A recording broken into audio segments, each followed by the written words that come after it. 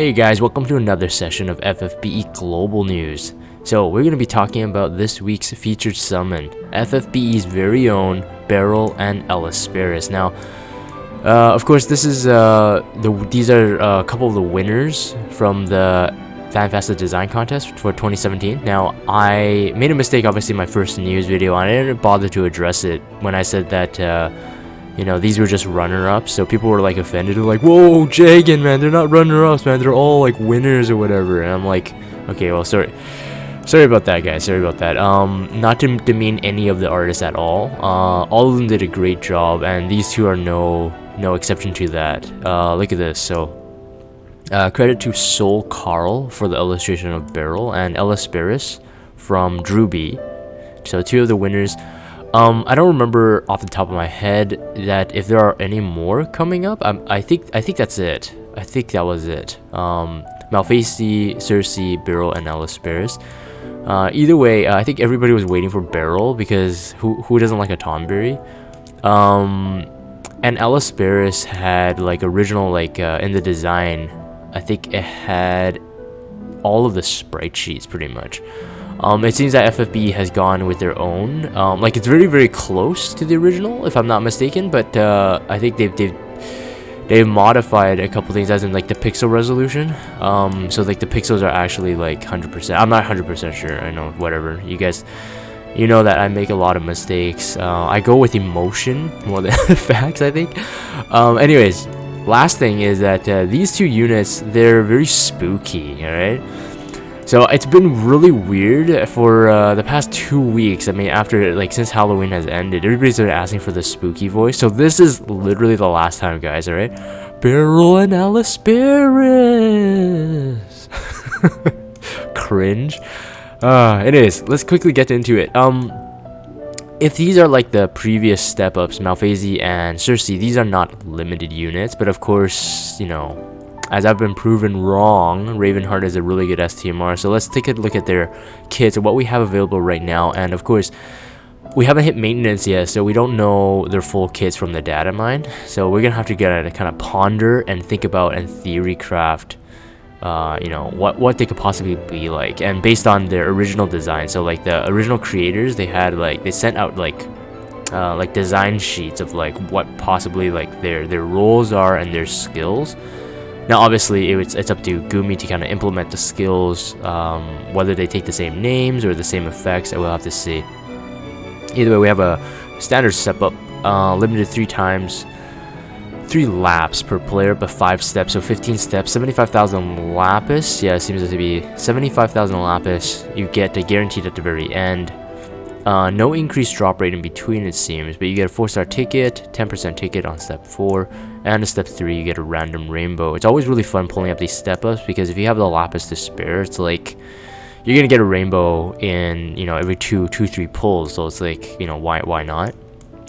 Obviously, if you're free to play, I would probably suggest you skip it as well. If you guys have followed me since the actual release of Malfacy and Cersei, you would have seen that I have 3 Malfacies now. I only pulled 1 lap.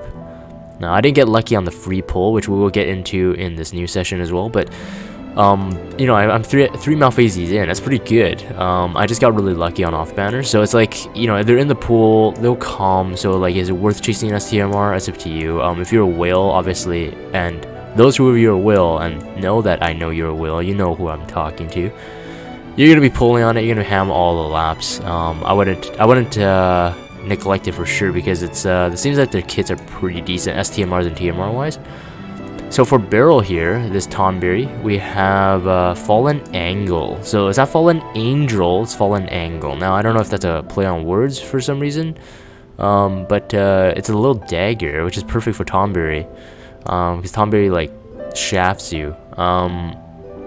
Magic and Spirit 142. Now, because of the Magic Spirit buffs in both the Trustmaster and the Super Trustmaster, I think that this has something to do with Tonberry's like actual kit. It must be something. But let's talk about this. So 10 attack, nothing.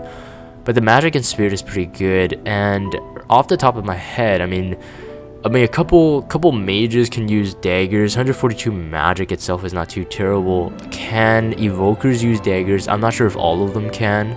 I think most of them can't even use daggers, if I remember correctly. Like Citra, Aiko, or Aiko, they can't really use it. But anyways, Aiko is not an evoke damager. Kid Rydia, I'm not quite sure. So I don't know how well this does, but in another angle, it would be perfect for Tonberry. I'm assuming that Tonberry is going to be a magic tank with magical damage. I think that's possible. Okay, so boosts light and dark resistance by 40%. That's also really good to have. And enables Signs of the Father, which is boosts equipment magic when single wielding. And when a single weapon is equipped in both hands. So single weapon equipped in both hands. That's TDW magic. Single weapon is equipped in both hands. No, that's TDH magic.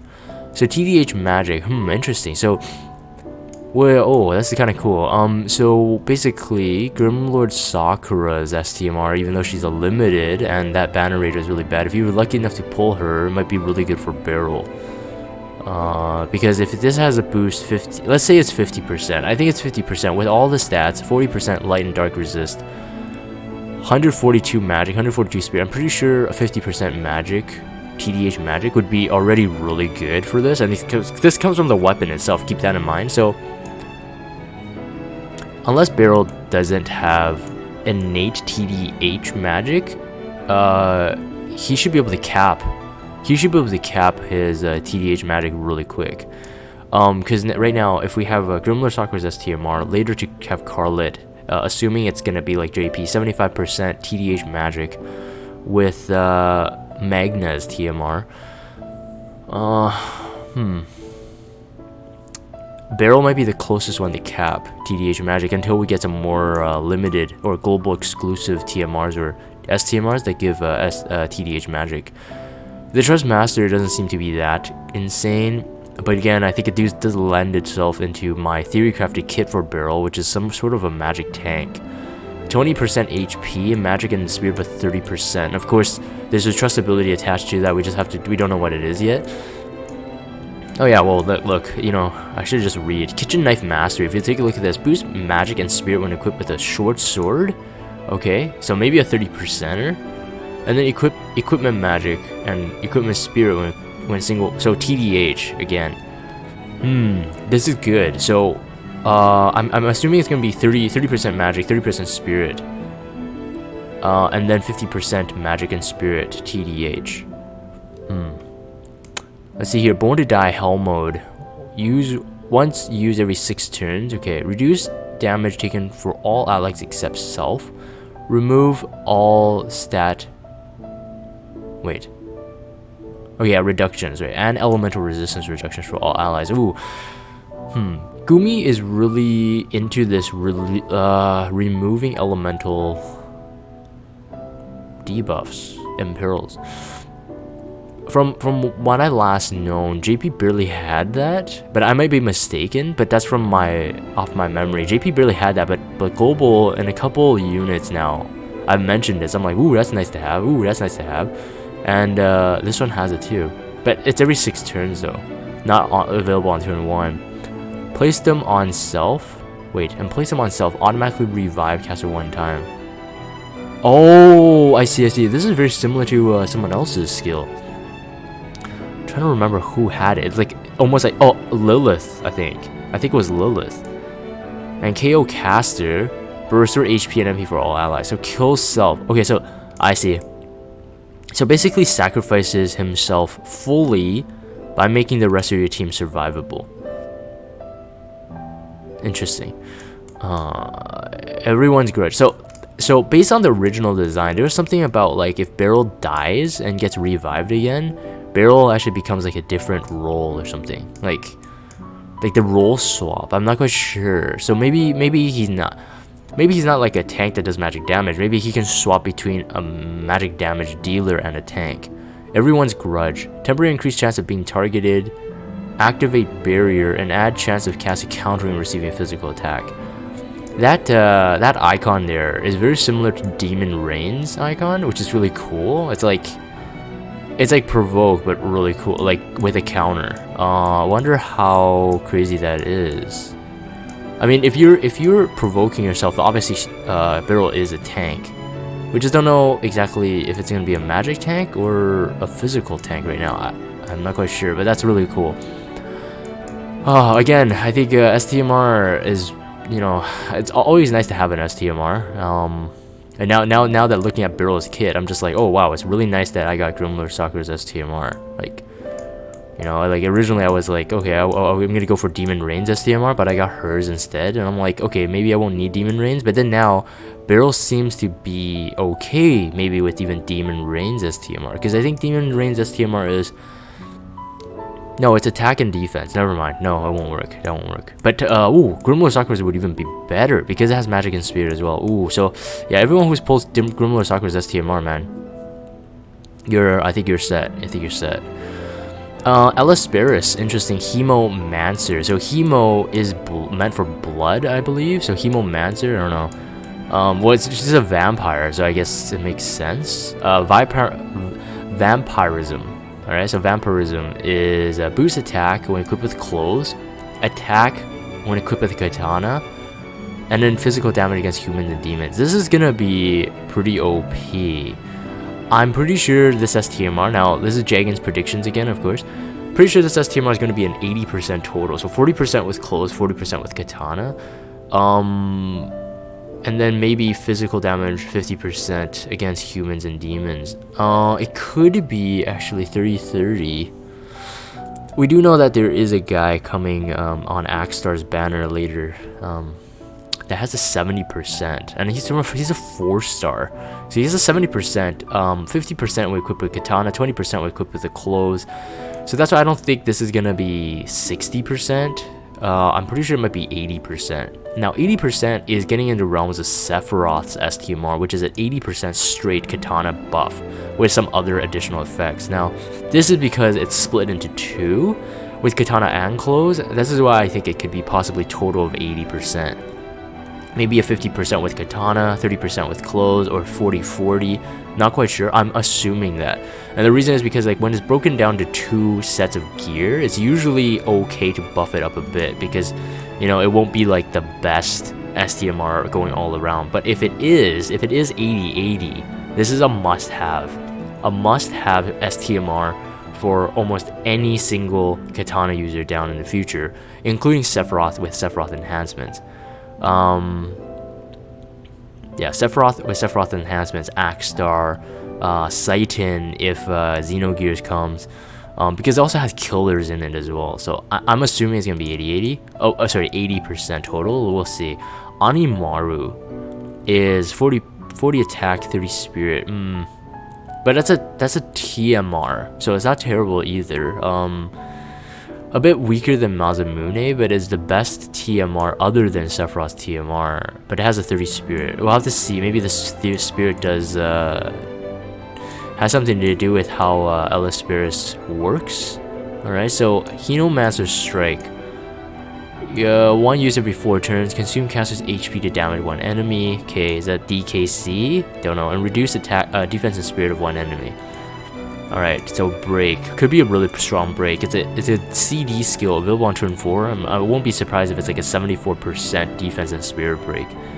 Plus you have to consume your own HP. So maybe 74% defense, spirit break, or maybe even 79. Could be a pretty high one. Demon Splitter. Boosts damage against demons. Consume caster HP to damage on one enemy. And then Force Transfusion. I'm assuming this Force Transfusion could possibly be something you want to use at the very end, every time you hit. Hopefully, I don't know, it seems like she might be a dual wielder. Usually Gumi does feature TDH stuff if they're TDH units. I fear she might be a dual wielder. Hope not. If she's a TDH physical damage dealer, it would be kind of nice, but the Trust Mastery is a single-handed weapon. I think it's gonna be dual wield. Guys. If a dual wield's the case, it might be harder to use, because I was thinking if it's dual cast, I guess it would be too OP. You could use something like Demon Splitter. I'm assuming there's some other attacks that also drains HP.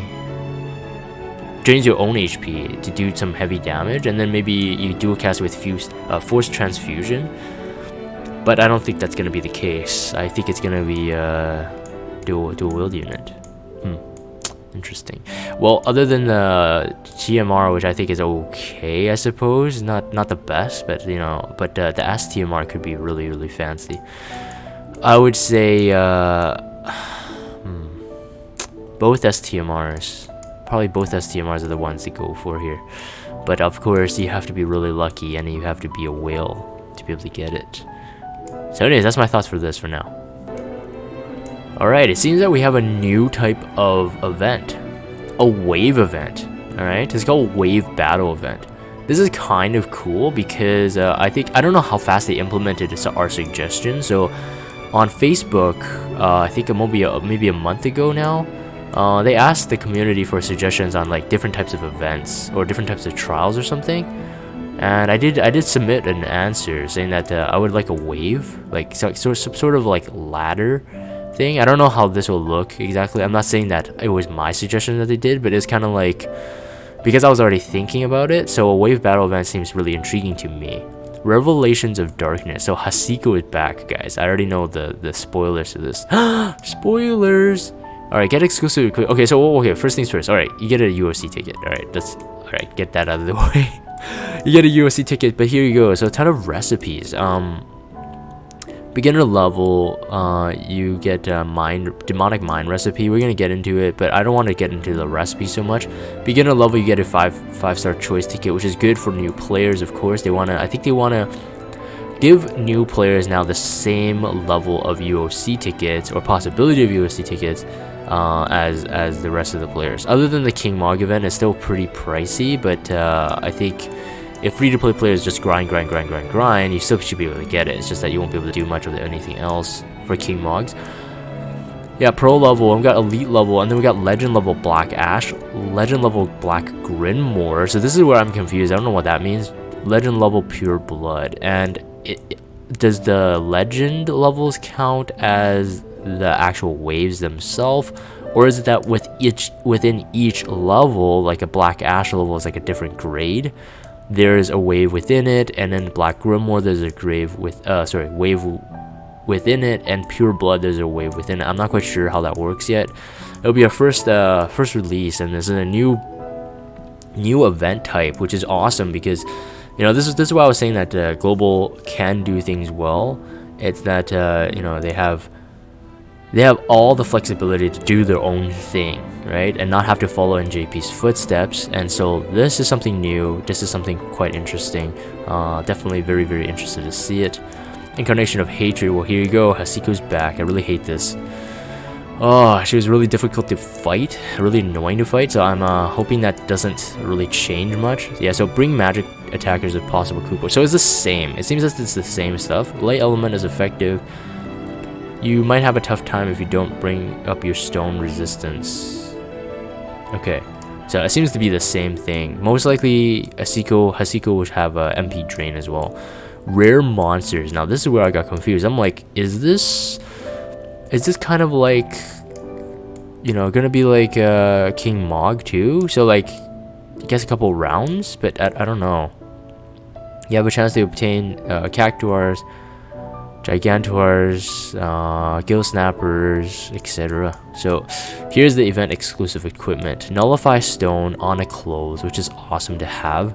Very handy to have. It has its attack plus 12 already innate from close. That's pretty good. Very useful to have if you don't want to, depending on the fighting situation, maybe you don't want to nullify stone with another means, but having it on the close is not terrible at all. Metal Earrings, attack plus 18. Accessory, sharp metal boost attack when equipped with the katana. Ellesperis only. So I'm assuming because it's Ellesperis only, it's like 20% to 30% attack max. But 30% attack is a bit too much for something free. It's like a TMR level. I'm gonna assume about maybe 20%, maybe 15 to 20%. Eternal Flame, 15% defense, and enables Flame of Vitality, boosts HP by 15%, but this is only Beryl too.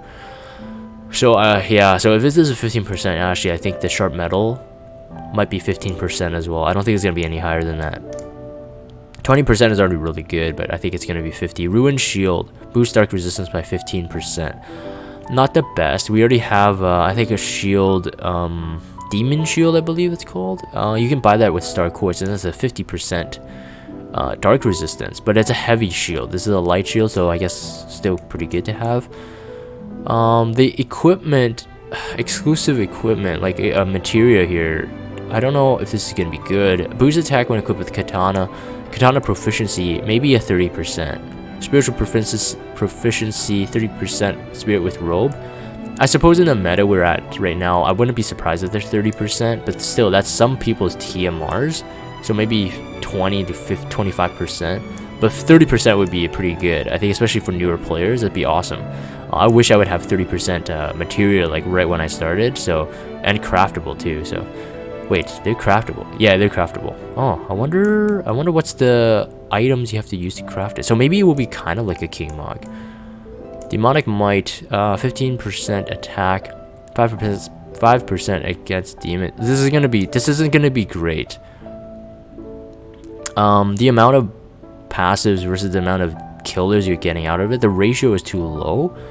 So if you're one, especially like a whale, like these are not worth crafting at all. Like the damage output you'll do with them is really low. It's only if you don't have a lot of like magic materia or attack materia and you don't have killers. It's kind of like a good combo, I suppose. But this is very, very free to play or new beginner type materia.